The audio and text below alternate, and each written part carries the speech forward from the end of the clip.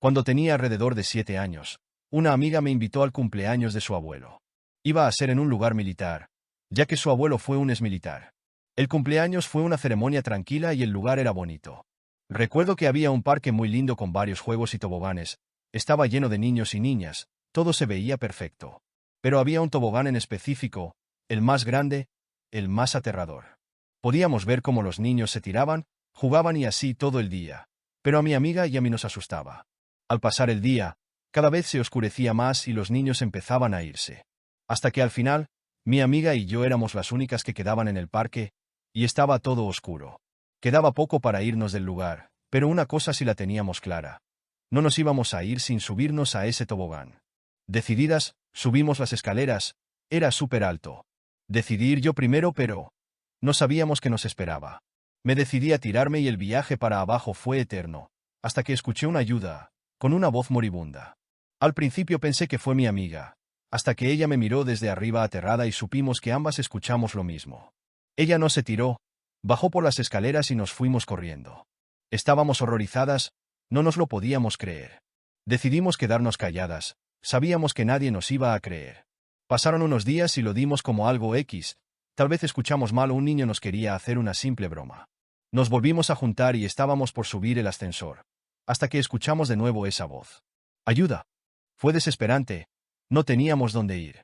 Estábamos dentro del ascensor y se quedó atascado por lo menos unos 5 minutos.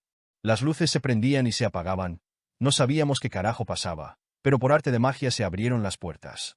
Salimos corriendo a la casa de mi amiga. De nuevo no dijimos nada. Esa noche dormimos en mi casa y a la siguiente en la suya.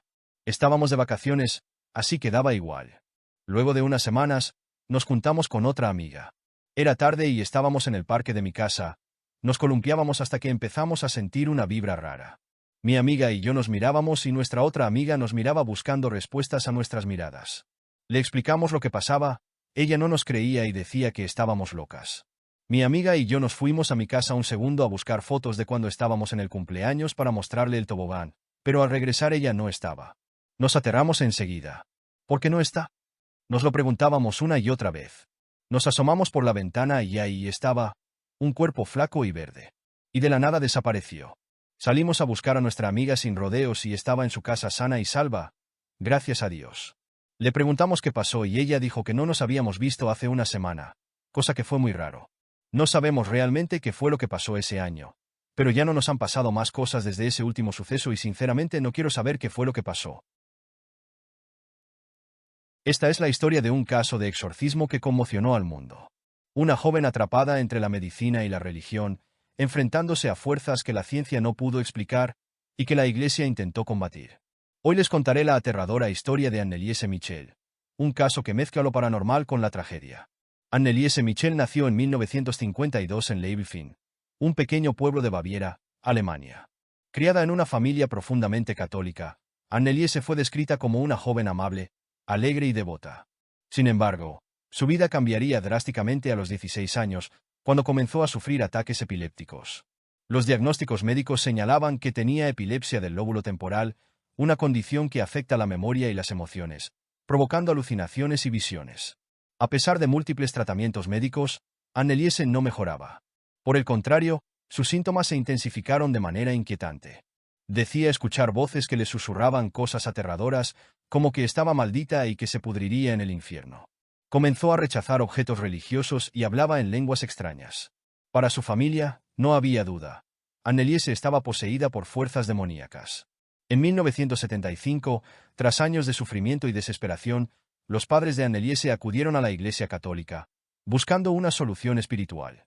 2 sacerdotes, Ernst Alt y Arnold Renz, recibieron permiso del obispo local para realizar un exorcismo según el ritual romano. Lo que ocurrió en los siguientes 10 meses es difícil de creer. Durante 67 sesiones de exorcismo, Anneliese gritaba, se retorcía y hablaba con voces aterradoras. Según los sacerdotes, estaba poseída por varios demonios, incluyendo a Lucifer, Caín, Judas Iscariote, e incluso figuras como Adolf Hitler. En grabaciones que aún hoy sobreviven, se pueden escuchar estas voces macabras que parecían salir de lo más profundo de su ser. Anneliese comenzó a rechazar toda comida y agua, afirmando que los demonios se lo impedían.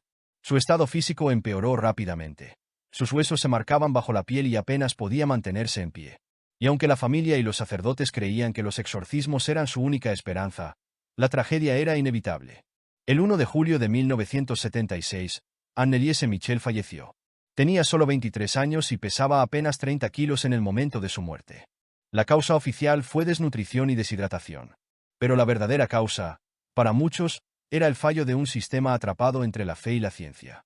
Tras su muerte, sus padres y los sacerdotes fueron llevados a juicio, acusados de homicidio negligente.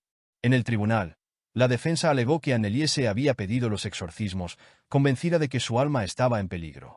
El veredicto fue claro: 6 meses de prisión suspendida para los involucrados y 3 años de libertad condicional. Pero el debate sobre lo que realmente sucedió sigue hasta el día de hoy. Algunos creen que Anneliese Michel sufría de una severa enfermedad mental, exacerbada por su entorno profundamente religioso. Otros, sin embargo, están convencidos de que fue víctima de una posesión demoníaca real, y que las fuerzas que la atormentaban estaban más allá de la comprensión humana. El caso de Anneliese Michel es un recordatorio inquietante de los peligros de las creencias extremas y los límites de la medicina. Su historia sigue siendo una advertencia y una fuente de pesadillas para quienes se atreven a escucharla. ¿Qué crees tú? ¿Fue Anneliese víctima de su mente, o de algo mucho más oscuro?